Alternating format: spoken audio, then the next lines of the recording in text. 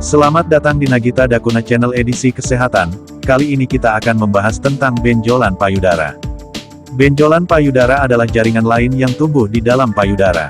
Tekstur benjolan tersebut tergantung pada jenisnya, bisa teraba padat atau berisi cairan. Sebagian besar benjolan payudara bersifat jinak atau non-kanker. Akan tetapi, benjolan pada payudara juga bisa menjadi tanda kanker payudara. Oleh karena itu, penting untuk segera memeriksakan diri bila Anda menyadari ada benjolan yang tumbuh di payudara. Selain pada wanita, benjolan payudara juga bisa ditemukan pada pria. Kondisi ini perlu dibedakan dengan ginekomastia, yaitu pembesaran payudara pada pria yang umumnya terkait dengan ketidakseimbangan hormon, berat badan berlebih, atau efek samping obat. Penyebab benjolan payudara. Penyebab benjolan payudara sangat beragam, tergantung pada jenis benjolan itu sendiri. Berikut adalah penjelasan mengenai jenis benjolan payudara dan masing-masing penyebabnya. 1. Kista. Kista adalah benjolan berisi cairan yang terbentuk akibat penumpukan cairan di dalam kelenjar payudara. Wanita dapat memiliki satu kista atau lebih pada satu atau kedua payudara. Belum diketahui mengapa kista payudara terbentuk, tetapi kondisi ini diduga terkait dengan perubahan hormon wanita pada siklus menstruasi. 2. Fibroadenoma. Fibroadenoma adalah tumor jinak pada payudara yang paling sering dialami wanita usia 20-30 tahun. Fibroadenoma terbentuk dari jaringan payudara dan jaringan ikat, serta dapat terjadi pada satu atau kedua payudara. Fibroadenoma terbagi menjadi fibroadenoma simplex yang tidak bersifat kanker, dan fibroadenoma kompleks yang dapat meningkatkan risiko kanker payudara. Sampai saat ini, belum diketahui apa yang menyebabkan fibroadenoma. Akan tetapi, kondisi ini diduga terkait dengan hormon estrogen, atau penggunaan pil KB. 3. Fibrokistik payudara. Fibrokistik payudara adalah pertumbuhan jaringan fibrosa dan kista di dalam kelenjar payudara. Dibandingkan dengan kista payudara, benjolan fibrokistik payudara lebih banyak mengandung jaringan fibrosa, yaitu jaringan ikat yang berbentuk seperti serat. Kondisi ini bisa terjadi pada siapa saja, tetapi biasanya dialami oleh wanita pada masa subur, yaitu dalam rentang usia 30-50 tahun. Penyebab fibrokistik payudara belum diketahui secara pasti, tetapi diduga terkait dengan perubahan hormon estrogen pada siklus menstruasi. 4. Papiloma intraduktal. Papiloma intraduktal adalah tumor jinak yang terbentuk di dalam duktus, yaitu saluran yang membawa ASI dari kelenjar susu atau lobulus ke puting payudara. Tumor ini terbentuk dari jaringan fibrosa, kelenjar, dan pembuluh darah. Papiloma intraduktal bisa berupa tumor tunggal atau solitari intraduktal papiloma yang tidak bersifat kanker, atau terdiri dari banyak tumor atau multiple papiloma yang berisiko menjadi kanker. Kondisi ini diketahui paling sering terjadi pada wanita usia 35-55 tahun. Sampai saat ini, belum diketahui apa yang menyebabkan papiloma intraduktal. Namun, ada dugaan kondisi ini terkait dengan penggunaan kontrasepsi, terapi penggantian hormon, dan riwayat keluarga. 5. Mastitis. Mastitis adalah peradangan pada jaringan payudara yang kadang disertai infeksi. Kondisi tersebut dapat menyebabkan terbentuknya abses atau kumpulan nanah pada jaringan payudara. Umumnya, penderita mastitis adalah ibu menyusui, tetapi mastitis juga dapat terjadi pada wanita secara umum, bahkan bisa juga dialami oleh pria. Penyebab utama mastitis adalah penyumbatan pada duktus, ASI yang tersumbat dapat mengendap di dalam payudara, kemudian menyebabkan peradangan yang berujung infeksi.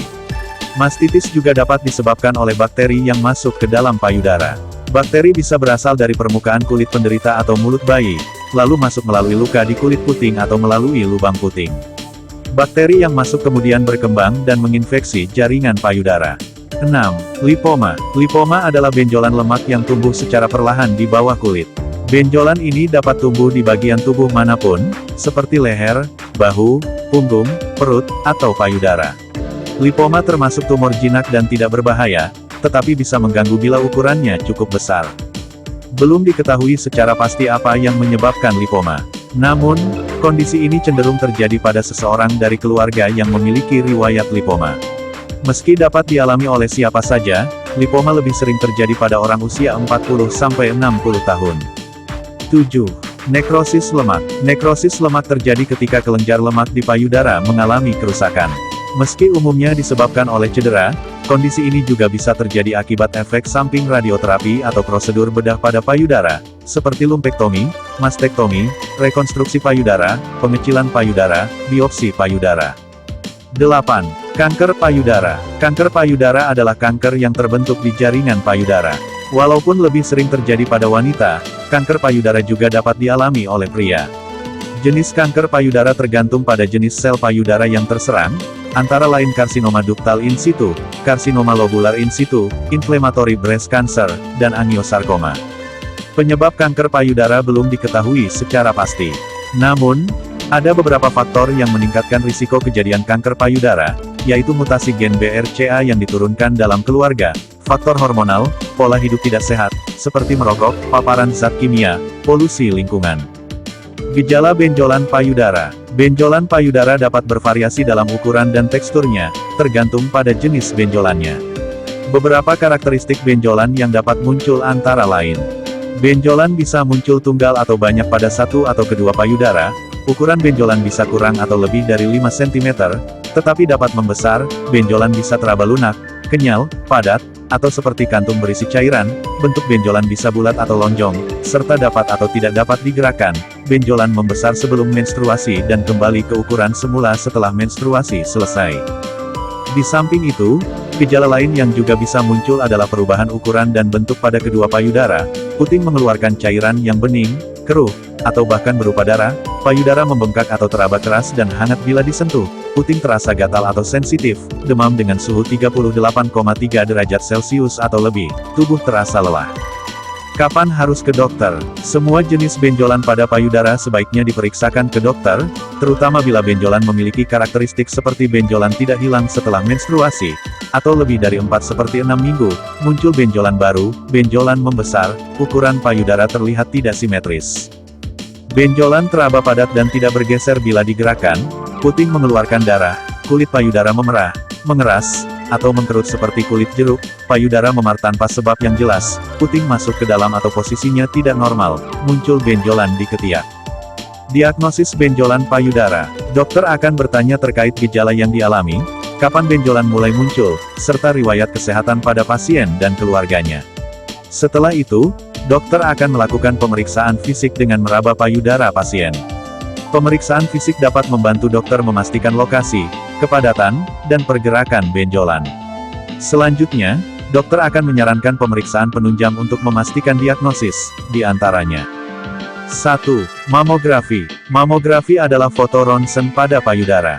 Pada pemeriksaan ini, payudara pasien akan diletakkan pada alat yang memancarkan sinar X, agar gambar jaringan payudara dapat terlihat lebih jelas. Melalui mamografi, dokter dapat melihat bila ada kelainan di payudara, seperti tumor, penumpukan kalsium, atau jaringan yang padat di payudara. 2. Ultrasonografi payudara. Ultrasonografi atau USG adalah pemeriksaan yang menggunakan gelombang suara, untuk menghasilkan gambar. USG payudara sangat berguna dalam memeriksa benjolan payudara, terutama dalam membedakan benjolan yang padat dan berisi cairan. 3. Magnetic Resonance Imaging atau MRI. MRI menggunakan medan magnet dan gelombang suara untuk menampilkan gambar bagian dalam tubuh. MRI digunakan untuk memeriksa lebih teliti benjolan yang tidak terlihat jelas pada mamografi atau USG. 4. Duktografi. Duktografi atau galaktografi adalah pengambilan gambar kelenjar payudara dengan mesin foto ronsen. Pemeriksaan ini akan membantu dokter mengetahui penyebab keluarnya cairan dari puting, baik yang berupa darah maupun cairan bening. Duktografi didahului dengan penyuntikan cairan kontras melalui puting. 5. Biopsi. Biopsi adalah prosedur pengambilan sampel benjolan atau seluruh benjolan, untuk diperiksa di laboratorium. Beberapa metode biopsi payudara adalah aspirasi jarum halus atau fine needle aspiration biopsi, biopsi jarum inti atau core needle biopsi, biopsi stereotaktik atau stereotaktik biopsi, biopsi dengan bantuan vakum atau vakum assisted biopsi, biopsi bedah atau surgical biopsi. Pengobatan benjolan payudara. Pada banyak kasus, benjolan payudara yang jinak tidak memerlukan penanganan, karena tidak berbahaya. Bahkan pada beberapa kasus, benjolan dapat menghilang dengan sendirinya. Tindakan medis akan dilakukan bila benjolan berukuran besar, makin membesar, terasa nyeri, disertai luka, terjadi perubahan bentuk pada puting, atau keluar cairan dari puting. Prosedur untuk menangani benjolan payudara tergantung pada jenis benjolannya, antara lain. 1. Lumpektomi. Lumpektomi dimulai dengan memberi bius lokal pada pasien. Setelah bius bekerja, dokter akan membuat irisan di sekitar area tumor, kemudian mengangkat tumor dan sedikit jaringan di sekitarnya. Prosedur ini biasanya dilakukan pada wanita dengan satu benjolan yang diameternya kurang dari 5 cm. 2. Krioterapi. Krioterapi bertujuan untuk menghancurkan sel abnormal dengan cara dibekukan. Pada prosedur ini, dokter akan menyuntikkan nitrogen cair langsung ke area tumor dengan menggunakan jarum khusus. 3. Aspirasi jarum halus. Aspirasi jarum halus adalah prosedur pengeluaran cairan dari benjolan payudara dengan menggunakan jarum khusus. Prosedur ini dilakukan dengan bantuan USG, agar jarum ditempatkan dengan tepat di benjolan. 4. Mastektomi. Mastektomi adalah prosedur bedah untuk mengangkat seluruh jaringan payudara.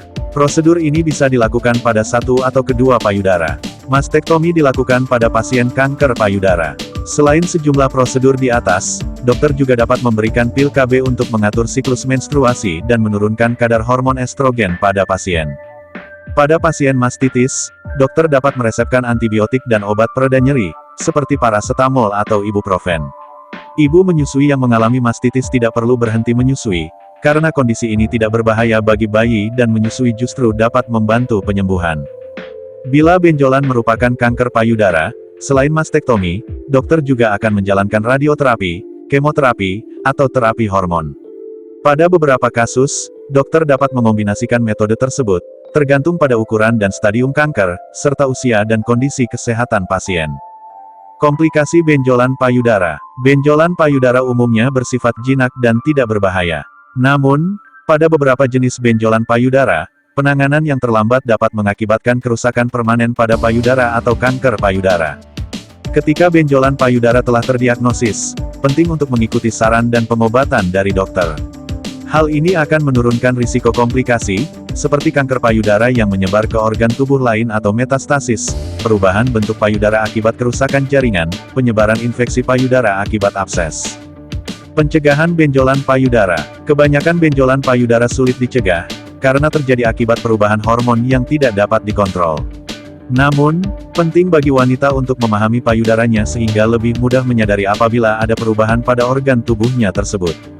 Salah satu cara yang dapat dilakukan untuk mengenali payudara sendiri adalah sadari atau periksa payudara sendiri. Dengan melakukan sadari, pasien bisa mendeteksi adanya benjolan sejak dini. Sadari dilakukan setiap 1 bulan sekali, pada hari ke-7 sampai ke-10, terhitung dari hari pertama menstruasi, atau setiap bulan pada tanggal yang sama bagi yang telah menopause. Berikut ini langkah-langkah cara melakukan sadari, yaitu berdiri di depan cermin tanpa berpakaian dengan kedua tangan terangkat di atas kepala. Amati bila ada perubahan pada bentuk, ukuran, warna kulit, dan permukaan kulit payudara. Perlu diketahui, bentuk payudara kanan dan kiri umumnya tidak simetris sehingga tidak perlu dikhawatirkan. Rapatkan telapak tangan dengan kuat sehingga payudara menonjol ke depan. Amati apakah ada benjolan, kulit mengerut seperti jeruk atau cekungan, seperti lesung pipi dan puting susu yang tertarik ke dalam.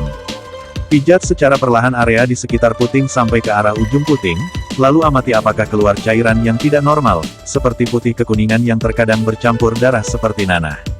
Pada ibu menyusui, cairan ini berbeda dengan ASI. Lakukan pemeriksaan pada payudara kanan dalam posisi berbaring, dengan meletakkan bantal di belakang punggung dan tangan kanan di bawah kepala. Setelah itu, raba payudara menggunakan 3 jari atau telunjuk, tengah, manis tangan kiri yang dirapatkan. Tekan lembut payudara dengan 3 jari tersebut. Lakukan gerakan memutar mulai dari sisi luar payudara hingga ke dalam dan menyentuh puting, dengan putaran searah jarum jam. Fokus dan rasakan dengan baik agar diketahui bila ada penebalan atau benjolan.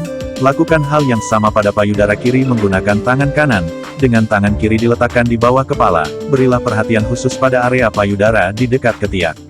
Hal ini karena tumor payudara paling sering ditemukan di area tersebut. Selain sadari, langkah pencegahan lain adalah sadanis atau pemeriksaan payudara klinis. Sadanis dilakukan oleh tenaga medis terlatih. Pemeriksaan ini disarankan untuk dilakukan secara berkala, agar benjolan atau tanda abnormal lain di payudara dapat ditemukan sedini mungkin. Kementerian Kesehatan RI mengimbau pemeriksaan sadari dan sadanis dilakukan secara berkala. Tujuannya adalah untuk mendeteksi kanker payudara sejak dini. Hal ini dapat meningkatkan angka harapan hidup pada penderitanya. Selain sadari dan sadanis, Anda juga disarankan untuk melakukan beberapa upaya sederhana di bawah, untuk menurunkan risiko terkena benjolan payudara, terutama kanker payudara, yaitu tidak merokok, berolahraga secara rutin, mengonsumsi makanan sehat dan bergizi seimbang, beristirahat yang cukup, mengelola stres dengan baik. Salam sehat, sampai jumpa di video selanjutnya. Terima kasih.